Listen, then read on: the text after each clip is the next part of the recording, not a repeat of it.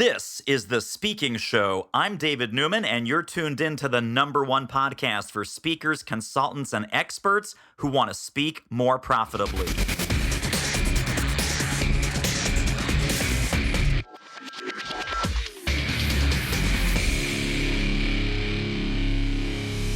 Welcome to another episode of The Photography Show. No, wait a second. Hang on. It's not The Photography Show, but I will tell you, my guest, the amazing John DeMato of johndemato.com is here, and he is, in fact, the photographer to the stars of the speaking, consulting, and coaching universe. Welcome to the show, my friend.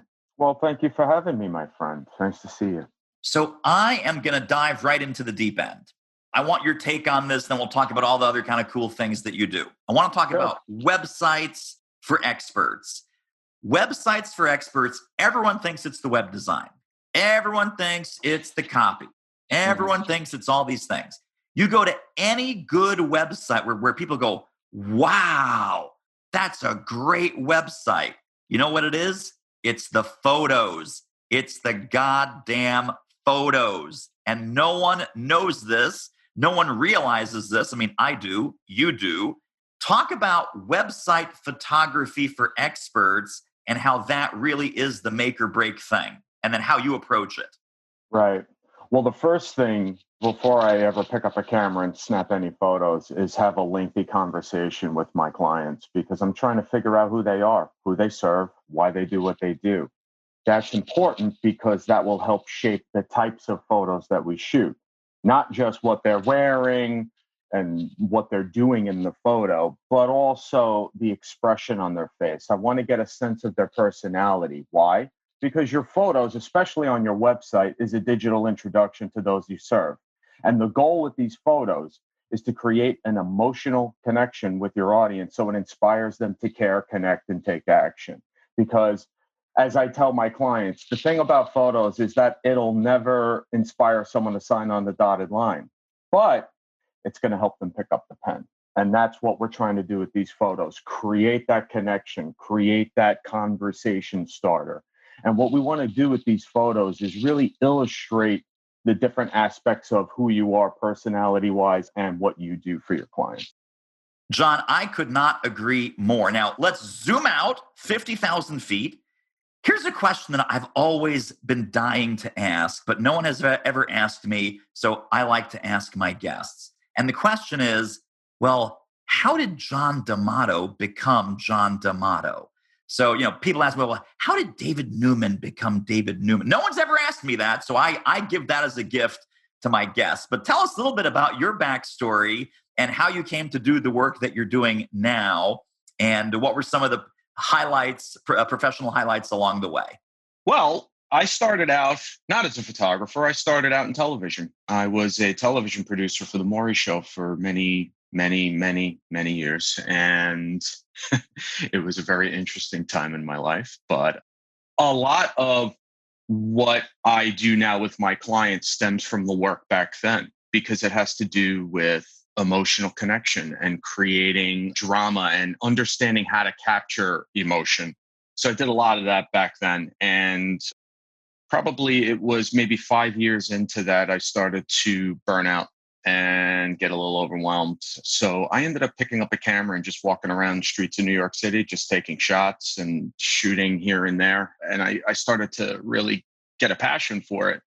And ultimately it led to shooting my coworkers and harassing them to do portrait sessions, even though they didn't ask me. I told them they were coming over and we're going to do portraits. And that kind of stemmed into some headshot photography and then shooting events. And then the next thing you know, event photography, videography, headshots combined to create the branded lifestyle portraits that I shoot now. And that's where my eye kind of came to it. And the reason why I started serving speakers and trainers and consultants is because speakers, trainers, and consultants helped me in my life. When I was trying to figure out where I was going after I quit my job with no plan, I met a lot of speakers and coaches and people that kind of helped me figure out what the hell I was doing with my life.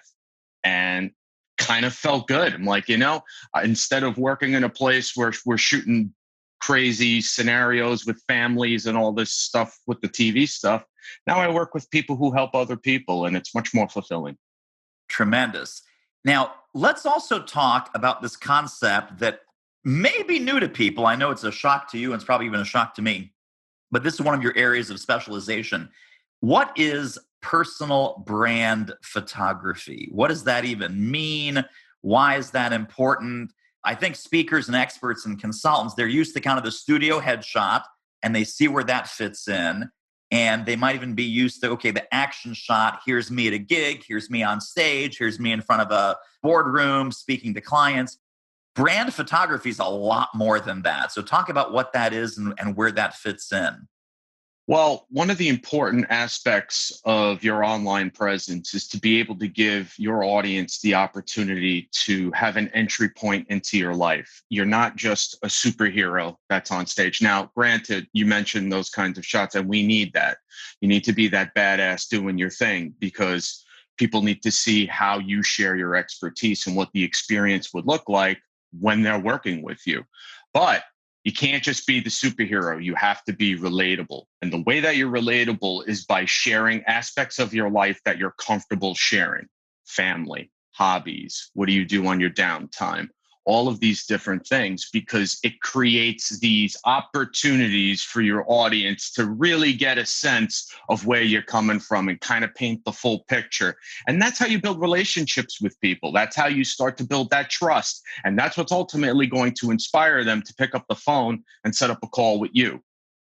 Yeah. Now, in addition to our website, and I would challenge everyone listening to this, and John, maybe you have some feedback on this. I'm just brainstorming this out loud as we're having this conversation right now.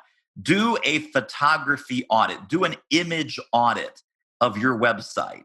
And the things that I would look for, and John, we can kind of ping pong this back and forth. I would look for any pages or any parts of that website that are completely image free, because that's a problem. That's a sin. That's a sin, right? Yeah. And then also look for outdated or repetitive photography. So up at the top of the website, is your hero image the same across every single page of the website? You know, is your about page the same as your services page, the same as your home page, the same as your speaking page, the same as your consulting page? It's all you giving that silly grin to a camera in a studio with some goofy backdrop. If that's all you got, that is not enough. So an image audit, what else would go into an image audit like that, John, so people know if they need an upgrade? Yeah, what I would say is one of the biggest things that is essential to have on your website is to really display your emotional spectrum. We need to see what you look like when you're vulnerable all the way up to when you look like a superstar, because we want to create that variety for people to really draw people in. Also, illustrating different arms of your business, whether it's the stage work, once we get back to that, your virtual work, your one-on-one work, those kinds of things. And as far as the headshots are concerned, the thing that I really stress with people is that there really needs to be personality. It can't just be a pretty photo, and preferably within a context. So if you're someone who gravitates to nature, let's get some greenery back there. If you're someone who has a more kind of modern, like you work in a co-working space and you have a lot of angles and lines, or if you work with a beautiful bookshelf like you have behind you, like, let's see it.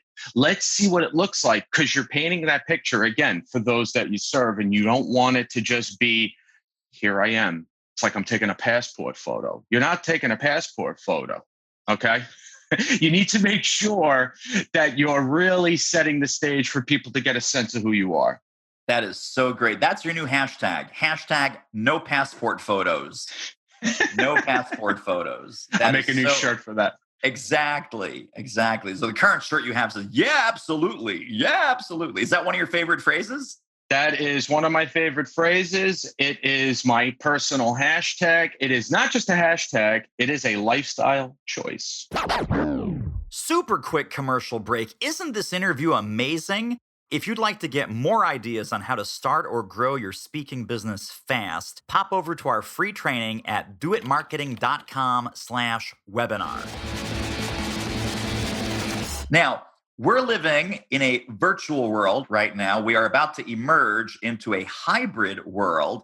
Do you agree, just based on what you're seeing with your clients and just with the whole speaking expert industry in general, it's never going back, right? It's always going to be part online, part offline, and having some online photography and some online imagery of us in action online is now equally important, sometimes even more important than having offline, offstage imagery of us in the traditional speaking venue, big conference, big meeting room on the big stage.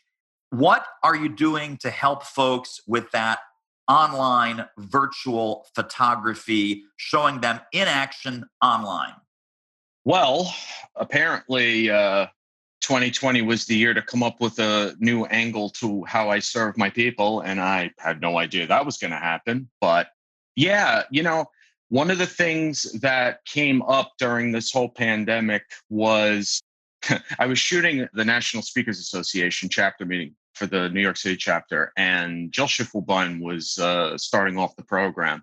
And I'm sitting in my chair, and I'm not feeling well, and I felt kind of a little sick, but I also felt weird because I shoot all of their meetings, and this was virtual. But I'm like, you know what? My camera's sitting right over there. I grabbed the camera, snapped the photo, and I looked at it. I'm like, wow, this doesn't look as crappy as I thought it was. This is not bad. So I shot the whole program, shared the photos on social, and it received quite a response. And without even me knowing it, now I apparently am a virtual photographer. So what I do with this service is if you have a mastermind, if you have a webinar, any kind of keynote, any kind of one-on-one interview, something that you do virtually, what I do is get the link from you. I pull it up on my laptop, put the laptop on a folding table, put the folding table in different rooms of my apartment, and I roll around on the floor like a psycho and shoot it as if I was shooting a regular event or regular portraits. And the idea behind those photos is that it opens the door for people to see what the experience would look like with you on a screen and not in a room. Big difference. Big, big, big difference. There's a different energy. And I like to reflect that in these photos by showing practical parts of my apartment so that it allows that audience person, that potential attendee or client to really get a sense of what it is. Now, let me ask you, because you've worked with some big names, and I think we got to drop some names here, buddy. I mean, I think people need to know some of the rock stars in the consulting and expert and speaking industry. Mainly because some of them have been guests on this show, so we can also talk dirt about them. What the hell's up with Phil Jones? Let's start with Phil. That crazy British son of a bee. I know. Is he doing a lot of stuff online? Because I saw you did like a thing with him, right? I work with Phil every month. Yeah, and even during this whole shindig, this little bug rolling around the world, I've done some virtual stuff with him. I miss shooting him in person. He's actually an amazing human being. I love working with him. But the thing about working with people like Phil is that it makes me raise my game because he's so damn good at everything he does. And I don't want to fall short of how great he is. And I feel that way about a lot of people that I work with, like Sylvie DeGiusto is another one. She's another superstar who is an angel. It's true. Sylvie DeGiusto. Shout out to you, my friend. Let's talk about social media. Social media and imagery. And this was prompted because I'm poking around the website. I'm seeing all these amazing folks that you've worked with. And Brian Fanzo pops up. Yes. For people that don't know, Mr. Social Fans with a Z, Brian Fanzo, he spends a lot of time and energy and love and relationship building online, video, imagery, lots and lots of things. When you get a guy like Fanzo who lives in the social media space, what's your advice to a guy like that with imagery, video, photography, etc.? The thing with him is that he knows exactly what he's doing. He truly understands how to create that connection, how to draw people emotionally in. My goal is just to make sure that I hit the damn button at the right time. But the thing that I really like about what Brian does is that he integrates video, stills, just writing posts. He puts personal stuff. He has professional stuff. He has a full array, a cornucopia, if you will, of content that really paints a picture in broad and very fine strokes. And it really draws you in. I mean, that's how I even met him. I didn't meet him through anyone within the circles. I found out about him simply by being online and like, wow, this dude's really cool. He's got a lot of good stuff going on. And that's the point. That's the point. That's the point. Another one that popped out at me is our friend Tamsin Webster. Yes. Right? Tell us a little bit about kind of where, because she does a lot of work with TED Talks and TED speakers and telling your story and working with executives and entrepreneurs around her whole red thread concept, right? Where is she now in this whole virtual space, given that a lot of her thing was about in-person speaking and live presentations? Yeah, I did a virtual session. Actually, I was slated to do branded lifestyle portrait session with her, and then everything happened. So we're going to jump back to that. But in the interim, we did a quick session with one of her virtual presentations. And again, you know, the way that she approaches her storytelling is so vivid and so clear and just so compelling. My goal throughout the time when I shot her keynote was simply to capture a wide array of her expressions and her body language, because she can be, even though it's a little tiny square on the screen in the corner and her slide was, she's extremely demonstrative with her positioning. And I mean, like a lot of the speakers that I work with, they're at the body control and the hands. And I notice all that stuff and I love it. I mean, it's a huge piece to the whole puzzle. And my goal was to give her as much variety in that as possible, because then that will allow her to visually punctuate the sentiment of every story across her whole online presence that she shares with her audience. Right. I want to ask about this virtual photography, because it's kind of like a meta on a meta, right? It's like it's a photograph of me on a computer.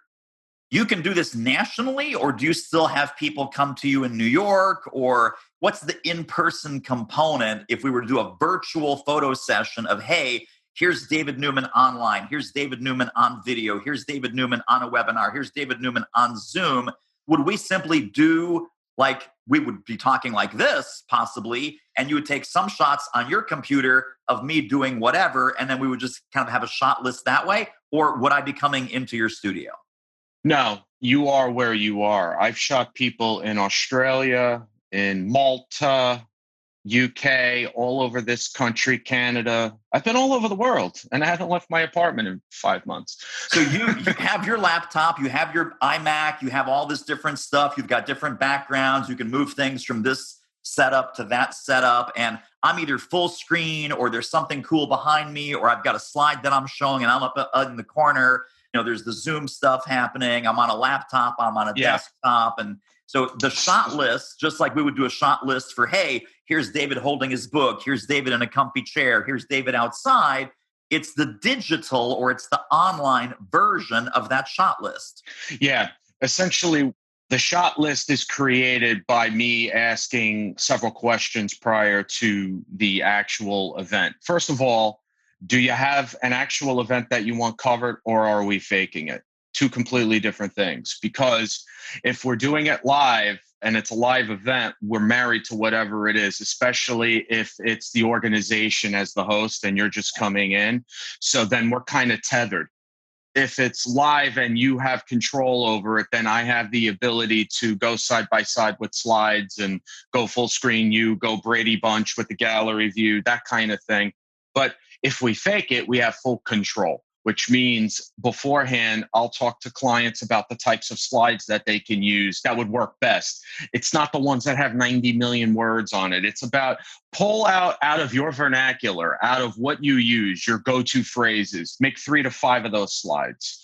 Give me some branding on another 1 or 2. We're good with slides. Then I shoot that full screen slide, full screen you, side by side. Then I also shoot you in multiple outfits, full screen speaker, talking to the camera in all different angles and permutations and this and that. And some people like to use digital whiteboards as well. And that plays very well, because then we can play with the screen orientation and the spotlight and all of those things. And then if there's an audience, that's when we can do the film strip on the top, the film strip on the side, Brady Bunch, all of those different things. And the goal, again, is to create an image content portfolio that gives you a full accompaniment of images that represent the different types of experiences that you offer. Obviously, all of that stuff is not what everyone needs. It's based on what you need to promote whatever you do online. Right. Totally fantastic.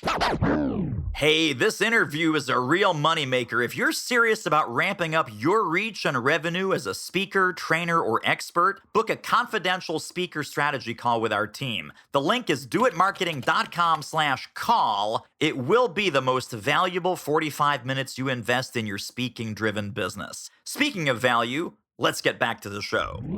One thing that really jumped out at me that I think people need to understand and need to integrate into their strategy, both online and offline.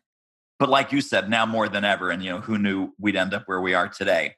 On your website, it says, here's what you need to do, get them warmed up, build the personal brand, build connection, get them inspired to pick up the phone, get them inspired to connect with you. How do you do that? You work with a photographer who thinks like a marketer.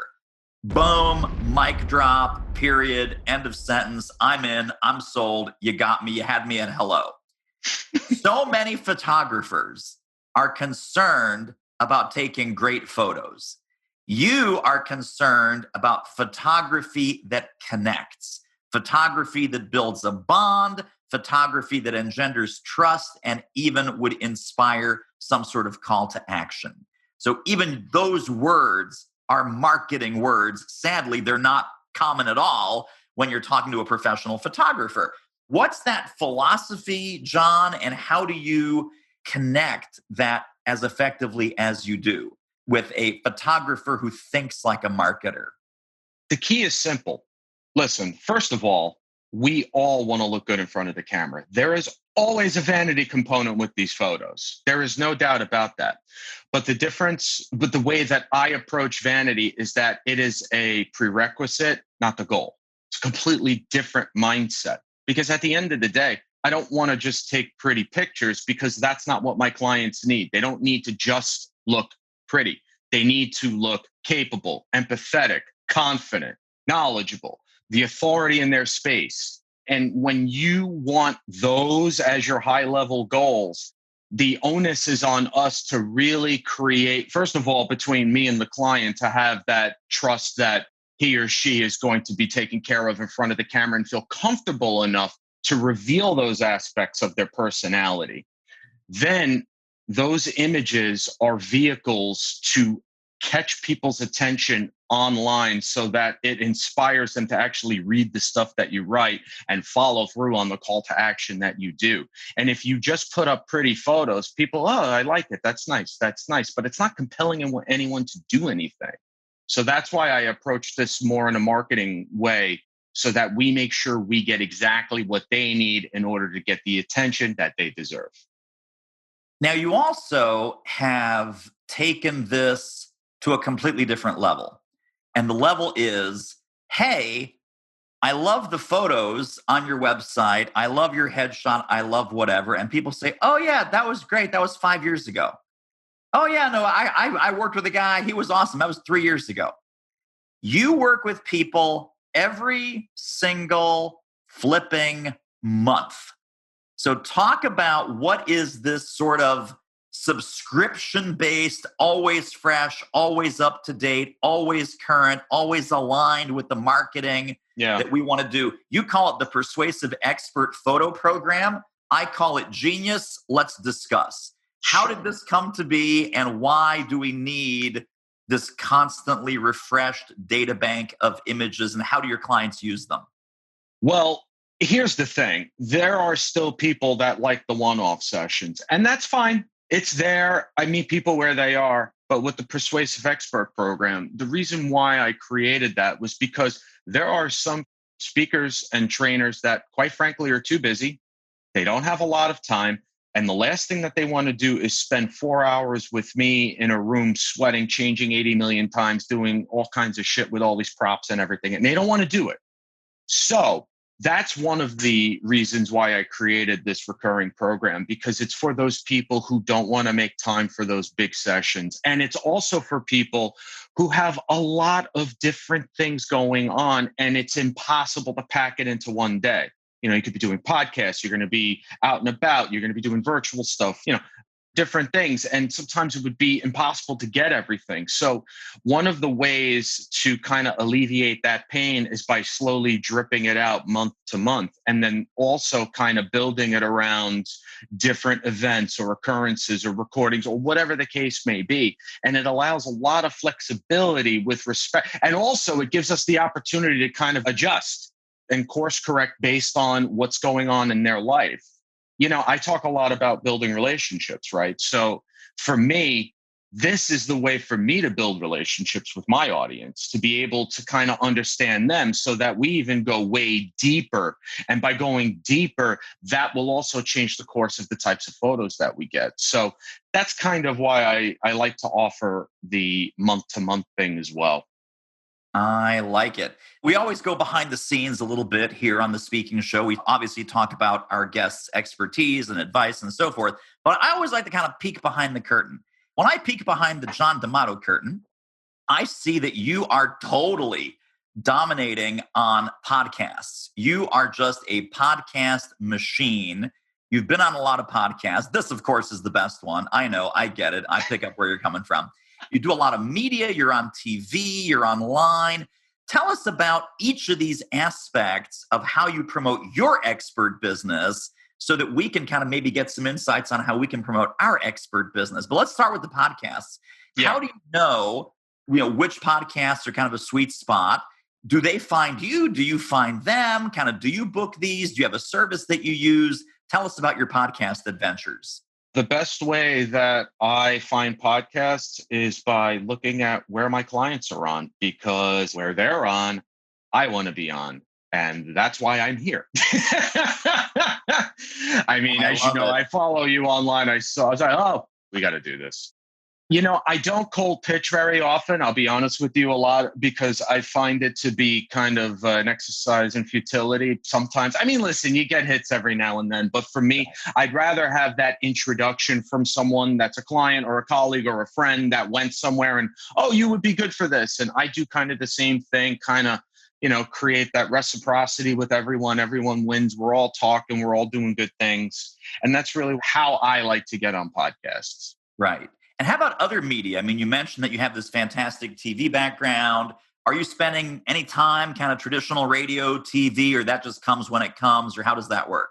So the TV opportunities and the reality show stuff was me actually being a photographer and shooting as someone that on camera, which was weird at first because usually it was me doing the video. And then when it first happened, I was like, wow, this feels really kind of weird. But yeah, that's how I usually do the TV stuff for now. For now, absolutely. Well, let's talk about more fantastic resources, because I know people's minds are blown. They're like, oh my God, I've been doing all of this wrong this whole time. I got to call John. I got to connect with John. How do people get connected and stay connected to more John DeMato brilliance? And let's give them some resources, some downloads, some links, some goodies, whatever we can unload. And that'll be under this episode when they pick it up at thespeakingshow.com. All of John's links, all of John's goodies will be right under this episode. Click away, stop your car, pull over if you're listening in the vehicle, open up your phone, go to thespeakingshow.com, go under this episode. What will they find there, John? What can we give them? Well, I have a little goodie, Minding the Gaps in Your Online Presence to Create Persuasive Visual Storytelling. And what basically that does is it kind of enlightens what we were talking about earlier about what kind of images would look good on a website. And I also talk a little bit about social media, give some people some tips on how to kind of troubleshoot what they're putting up there and what maybe they could make better in terms of creating a better presentation online for themselves with their images. And then on my website, you can sign up for my blog and do the social media thing, the internets. I got all the buttons, all the whistles, and just click and go have fun. I like it. Now, let's give people sort of one big central concept. If people were to take one big central idea away from their brand image, the way they use photography, the way that they enter this new hybrid online, offline world, the way they present themselves as an approachable, friendly expert that resonates with their clients as a human being, not just as a disembodied thought leader. What would you hope that central concept or central takeaway would be? No matter how old you are, no matter how you look, no matter how much you're unhappy with the way it looks right now, you're handsome. You stop that. And those glasses accentuate your positives. Thank you. Don't ever be afraid to be who you are in front of the camera. Don't ever be afraid. Own it. Because if you do not own it, it will read on your face and no one's going to care about you. You need to own it because they are entrusting you to help them get past whatever is holding them back.